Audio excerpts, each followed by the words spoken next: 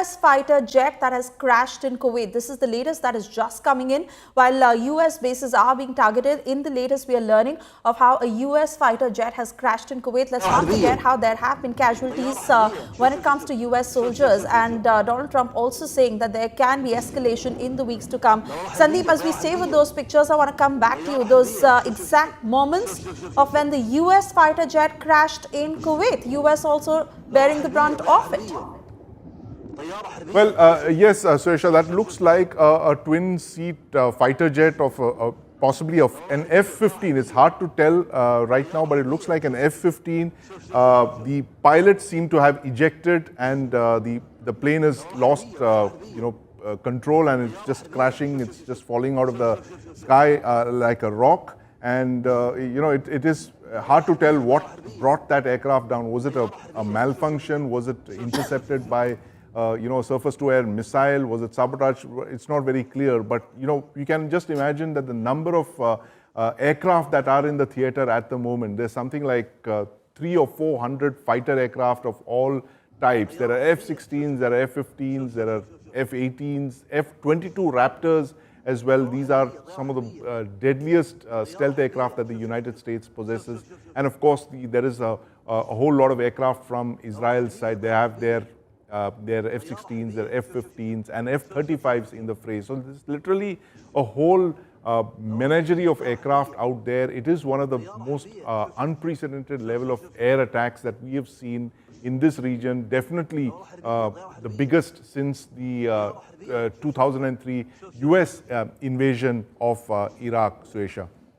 Oh yes, absolutely. Sandeep, do stay on. Let me also bring in my colleague Shivani Sharma on the broadcast. Shivani, because the question that is also being asked from day one, do Americans want this war?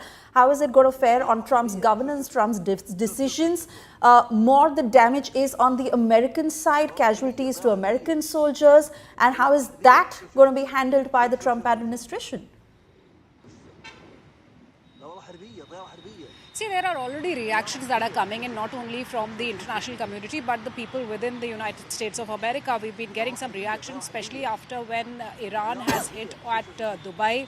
And, there are hundreds of businesses owned by America in Dubai, in UAE, which are getting hampered and impacted. And when it comes to Iran, Iran also says that it's just not ready to bow down, Suresha. It has been preparing for this kind of a situation since decades. It has missile systems, around approximately 3,000 long-range missile systems. It has hundreds and thousands of drones, and it was preparing for this situation. And what the remarks are now coming in from Iranian side, it's very clear that it's just not, it doesn't want to negotiate.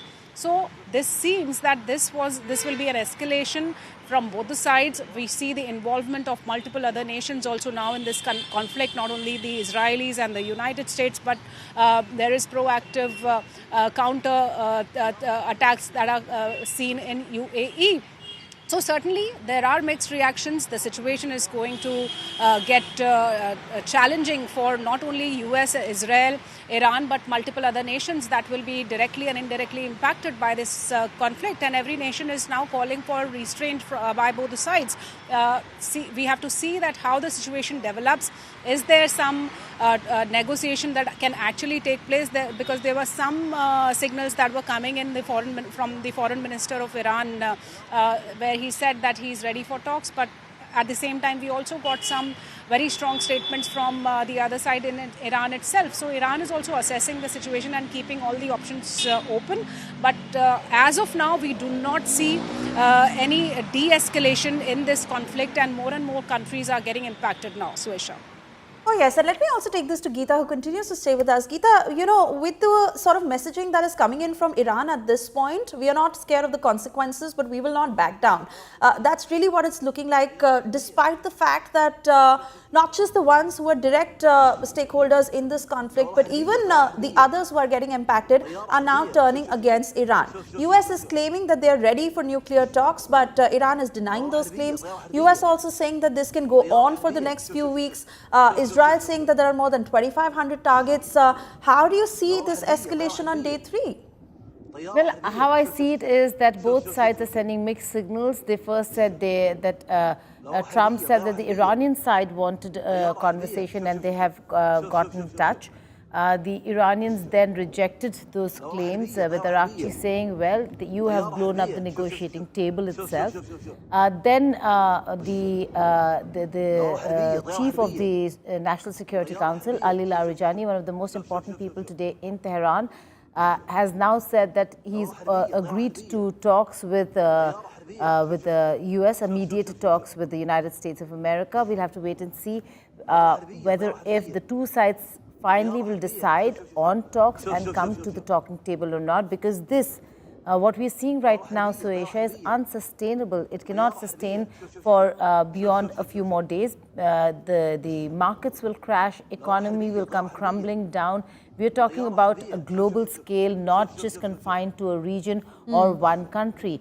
The other aspect that you asked about on Iran is the fact that Iran is not backing down, and then the others are coming together against Iran, more countries joining in. This is a war where Iran has, it's a do or die situation for Iran. There is no other way but to fight this one out. Their supreme leader has been killed, top leadership completely eliminated, but they've been prepared. This is not a country that was unprepared.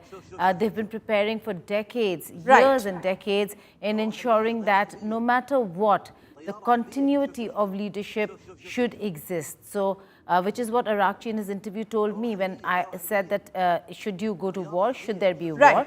The first target and the main target is the supreme leader. He said yes. And should that happen, we have a system in place to appoint another supreme leader, which is exactly what is happening right now. And the top leadership, again, replaced immediately. They have the first rung, second, third, fourth. It goes down 4 or 5 layers. So Iran, with its back to the wall, not giving in, not giving up, now sending messages for talks, but this is a do or die situation for Iran. It is certainly. And Geeta, we stay with those pictures. Sandeep, I want to come to you. Just take a closer look at those pictures. That jet that lost control is falling right down. A US fighter jet that crashed in Kuwait. Reasons for jet crash that are not known yet. But this is amid the Iran war, where US lost the F-15 jet. And there you see on camera, US F-15 on free fall in Kuwait. Sandeep, I want to come to you because the damage on the American side is pertinent, given the fact that the Trump administration will be answerable for all these losses.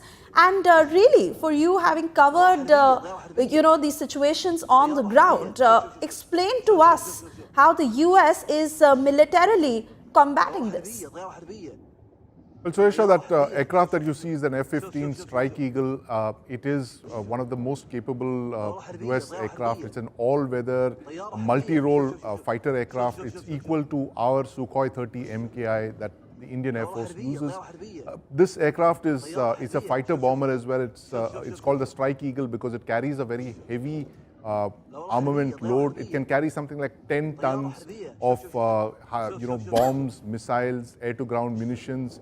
And to give you an idea how heavy that is, 10 tons is equal to 2 MiG-21 aircraft. So that F-15 over there can carry the weight of 2 MiG-21 aircraft. And we're not very clear what forced that aircraft to go down. It's possible that it could be an incident of friendly fire, as is being speculated, but clearly the pilots seem to have punched out early. It's just the aircraft that's being, free falling to the ground. It's the first casualty of the US in terms of equipment that they've actually lost there, not counting the radars, on the ground, the kind of damage that the Iranian missiles and drones have managed to inflict. But as you said clearly, this is we are now in uncharted territory. If the US thought that it could get into this war and bring about some kind of predictability in terms of outcomes, what we are seeing in the last 48 hours is anything but. Right, this is expanding into territory. It is pulling more countries in. Nobody expected Iran to carry out that attack on Cyprus. So it is, it is on dangerous territory.